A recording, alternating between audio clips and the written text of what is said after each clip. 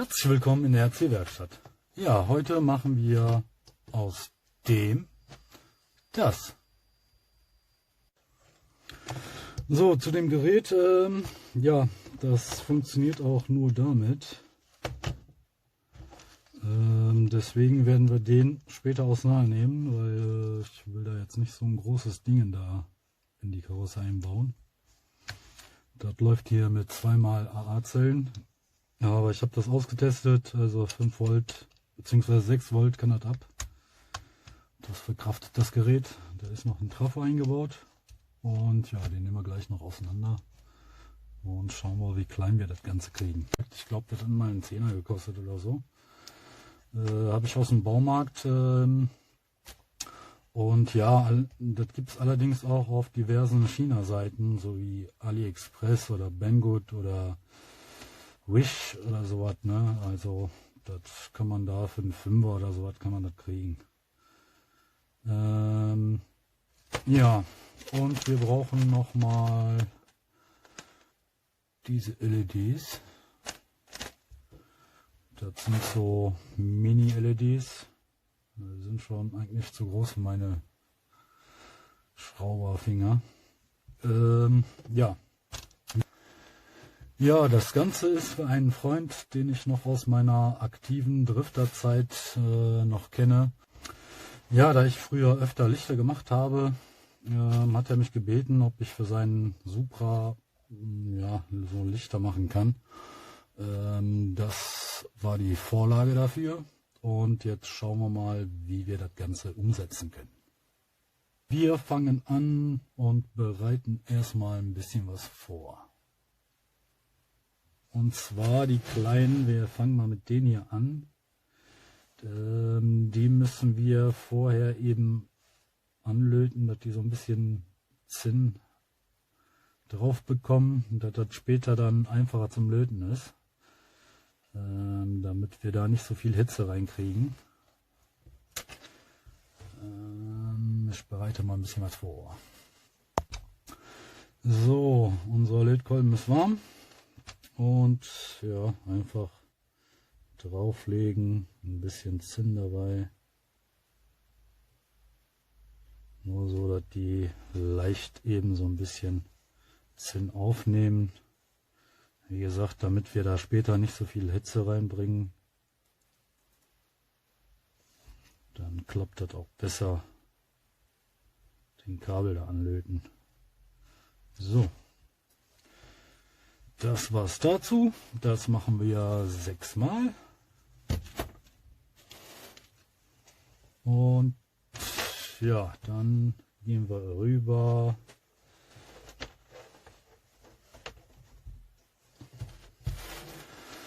Dann kommen wir zu dem hier. So, da brauchen wir ein Stück davon. Zack. So, jetzt könnte man das natürlich auch ja, so verbauen. Allerdings ist das ein bisschen dick. Also das sind hier, was haben wir hier? 2,2 Millimeter. Gut, ist jetzt nicht wirklich dick, aber das Ganze geht noch viel feiner. So, ein Cuttermesser geschnappt und jetzt mit ganz viel Vorsicht, denn wir dürfen nicht durch. Wir müssen die wirklich nur so einmal anritzen, wirklich nur oberflächlich anritzen. Und dann ein bisschen hin und her biegen. Und im besten Falle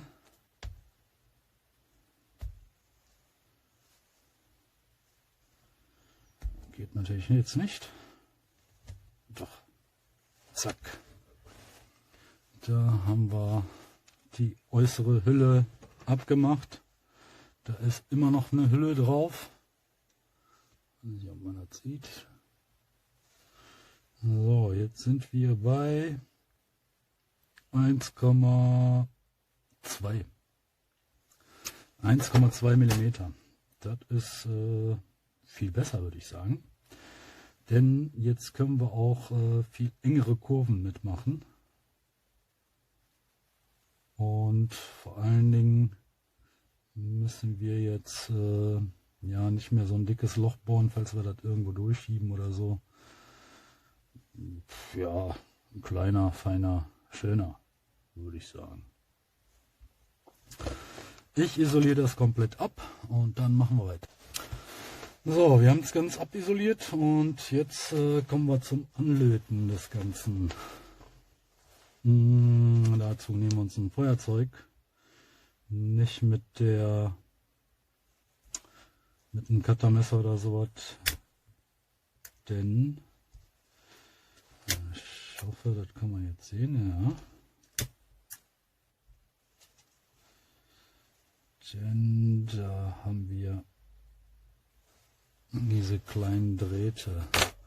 Mal gucken. So kann man das, glaube ich, erkennen, ja.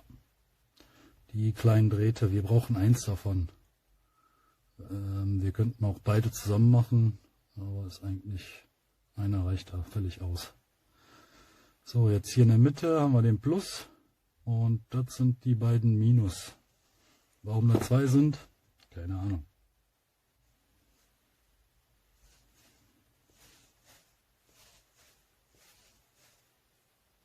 So, ein bisschen zusammengedrillt.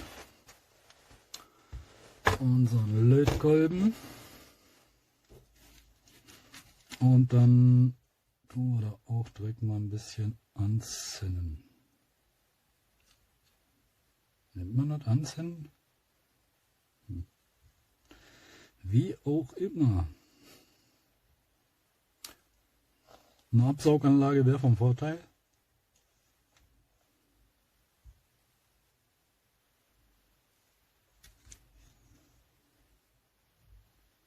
So, da ist noch so eine kleine Plastikschicht drüber.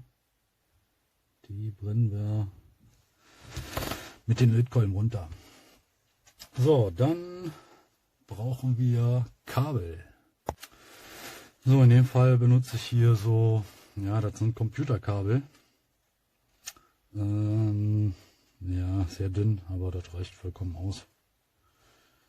Das ist eigentlich, ich glaube, sechspolig oder sowas. Da kann man sich halt auf 2 oder 3, wie man will, da runterschneiden.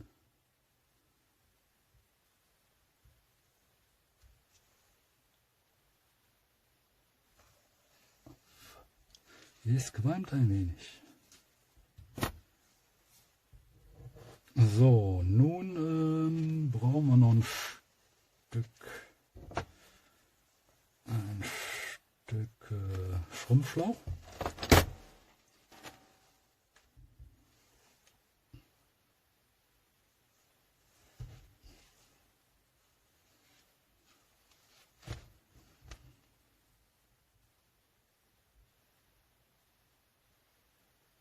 Das wird so nicht gehen.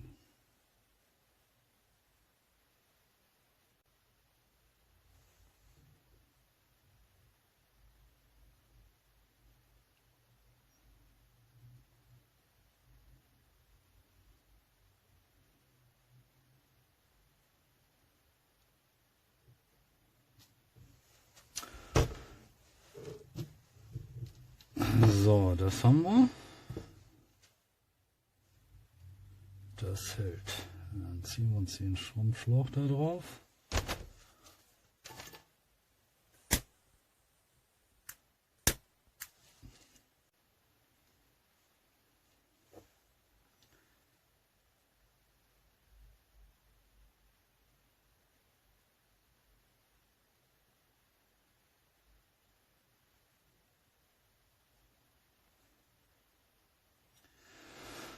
So, jetzt noch einen Schrumpfschlauch drüber und dann haben wir es.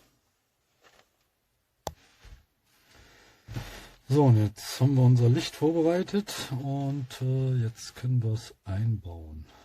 Dazu habe ich da ein 1,5er und da ein 1,5er Loch reingemacht. Und nun fädeln wir das Ganze hier rein.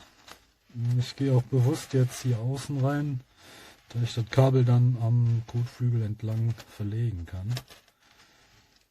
So, da rein, da wieder raus. So, jetzt müssen wir das Ganze natürlich befestigen. Ich benutze auch hier, das ist Sekundenkleber Gel, um so ja, kleine Unebenheiten auszugleichen, ist das viel besser. Jetzt müssen wir da natürlich vorsichtig, also ich will den jetzt nicht auf der ganzen Fläche, das wird nicht nötig sein, verkleben, sondern einmal hier, da wo er rauskommt auf jeden Fall. Das wird so nicht klappen, denke ich.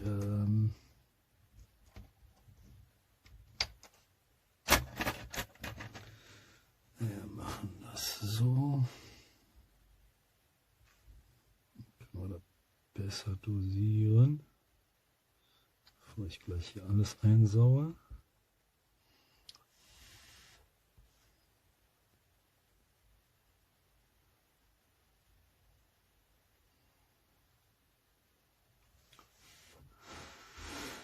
Ah, klar, könnte man jetzt auch einen anderen Kleber nutzen, allerdings müsste man das so fixieren und festhalten, damit das da auch trocknet. Ja, deswegen mache ich das jetzt mit den Sekundenkleber.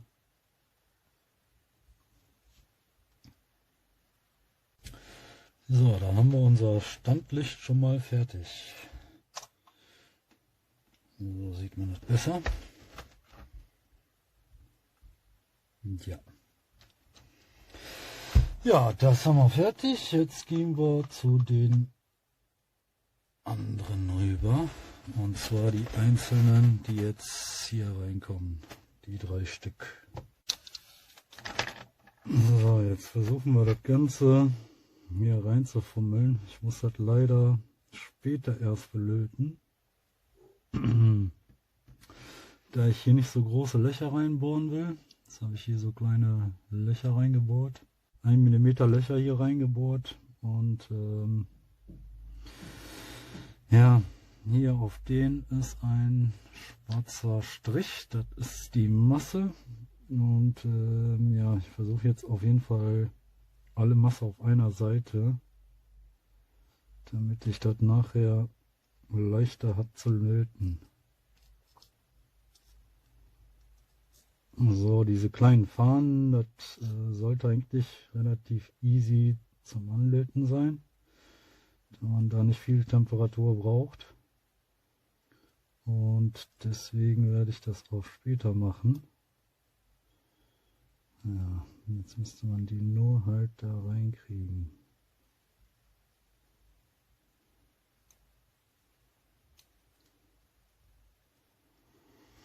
Ja, deswegen mache ich auch lieber mit den 1:8ern, weil da hat man ein bisschen was in der Hand. So, ist er da drin. Zum Thema Befestigen habe ich mir noch keine Gedanken gemacht. Ich denke mal, die werde ich dann auch jetzt mit Sekundenkleber einkleben. So, drinnen haben wir es.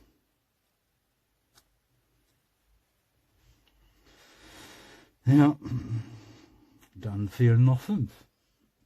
Ich bereite was vor und dann machen wir weiter. So, Kabel dran gelötet. Jetzt verlegen wir das Ganze schön. Führen die 3 zusammen und die 3 zusammen. Und ja, dann haben wir es auch schon fast. So, ja. Und so sieht das Ganze dann am Ende aus. Ich habe das jetzt von hier innen drin, habe ich das jetzt verklebt, die Fahnen. Ja, nachher hier verlötet. Und jetzt kann man sich die Kabel hier zurechtlegen. Hauptsache hier Plus und Minus getrennt voneinander. Dann mache ich hier noch eine schwarze Folie drauf. Tape, irgendwas. Abdecken und dann ist das okay.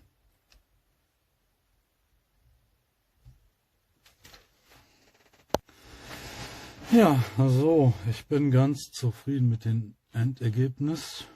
Das ist ja akzeptabel, sage ich mal. Ja, die leuchten wirklich viereckig. Man sieht es jetzt hier auf dem Video nicht so wirklich. Aber wenn ich das Licht anmache, ja, da erkennt man das besser. Sind eckig, ja, die Ausrichtung, die ist nicht so, da bin ich nicht mit zufrieden, aber kann ich auch nichts großartig dran ändern. Ja, im Großen und Ganzen bin ich ganz zufrieden. Es ist halt eine Fummelsarbeit. So, für hinten, ja, habe ich das gleiche gemacht. Einfach den Schlauch hier durchgezogen und den hier festgemacht und ja, okay, ist nicht ganz so original wie die Vorlage, aber ich denke, das ist schon ganz okay. Das leuchtet allerdings weiß.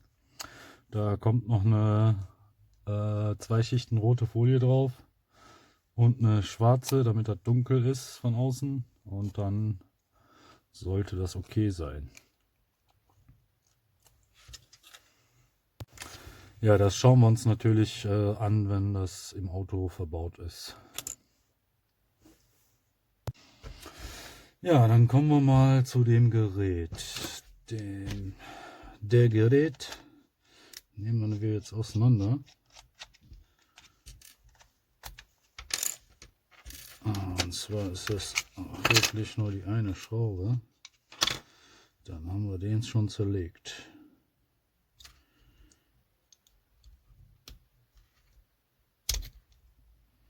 So, viel Technik ist hier eh nicht dran.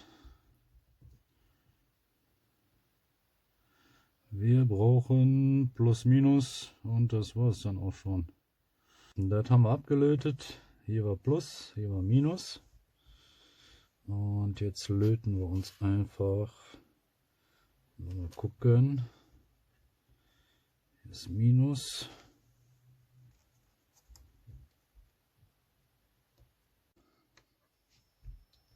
So, mit den ersten Versuchen mit den 6 Volt da drauf, das war zu viel.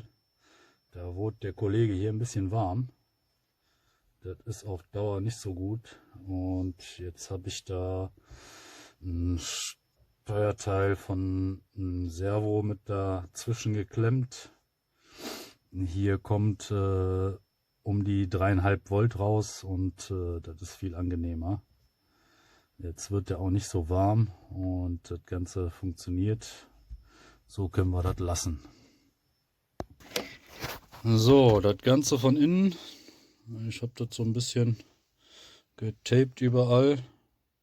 Ja, ich übertreibe da immer so ein bisschen mit dem Tape, aber besser ein bisschen zu viel geklebt, als wenn die Kabel da rumschwirren. Dann haben wir hier den Kabel für den Empfänger. Und ja, das war's. An- und Ausschalter. Tja, das war's dazu. Ja, dann haben wir es endlich geschafft. Ja, leider kommt das jetzt nicht so gut rüber, wie das in Wirklichkeit ist. Ich habe hier mein altes Drift-Chassis drunter, um das mal so ein bisschen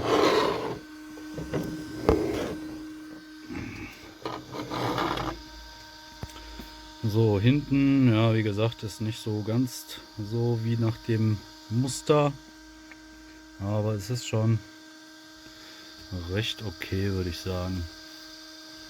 Ja, die hinteren kommen auf den Videos besser rüber wie die vorderen, oder? Das stimmt. Ja, ne? Vorne ist das zu grell irgendwie. Also, auf dem Video ist das zu grell. Ja, das gute Stück ist fertig. Ja, Steve geht jetzt auf die Reise. Ja, vielen Dank fürs Einschalten. Ich hoffe, es hat euch Spaß gemacht und wir sehen uns mit dem nächsten Video wieder. Ja, ja, genau so ist das. Jo, so ist es. Ja, wenn es euch gefallen hat, lasst mir ein Like da. Schön abonnieren und nein. Doch, abonnieren, nicht vergessen, okay? Nein. Ja, wenn es euch gefallen hat, lasst ein Like da. Fleißig teilen, abonnieren, falls noch nicht. Und ja, ich hoffe, wir sehen uns dann mit dem nächsten Video. Bis demnächst.